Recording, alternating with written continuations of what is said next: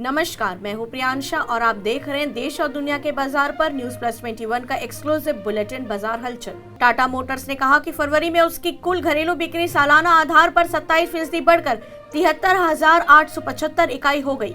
फरवरी 2022 के लिए 1,33,026 करोड़ रुपए का सकल जीएसटी राजस्व एकत्र किया गया। ये पांचवा मौका है जब बार जीएसटी संग्रह 1.30 लाख करोड़ रुपए के पार चला गया है। अमेरिका द्वारा रूस पर वित्तीय प्रतिबंध लगाए जाने के बाद हजारों रूसी ग्राहकों को एप्पल पे और गूगल पे सेवाओं का उपयोग करने से रोक दिया गया। रूस यूक्रेन जंग से बढ़ी भारतीय गेहूं की डिमांड। पहली बार भारत में गेहूं के लिए इतनी इंक्वायरी फर्स्ट हाफ में 40 लाख टन को पार कर सकता है एक्सपोर्ट। पेट्रोल और डीजल की कीमतें लगातार 116वें दिन स्थिर बनी रही।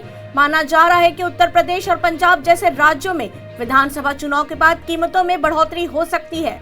क्रिप्टो करेंसी मार्केट में आज शानदार तेजी। बिटकॉइन 3.27 लाख और इथेरियम 15,000 रुपए से ज्यादा उछला।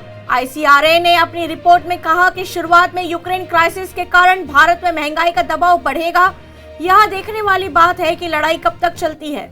रूस पर नई डिजिटल स्ट्राइक। RT और स्पुतनिक यूट्यूब चैनल को यूरोप में ब्लॉक करेगा गूगल।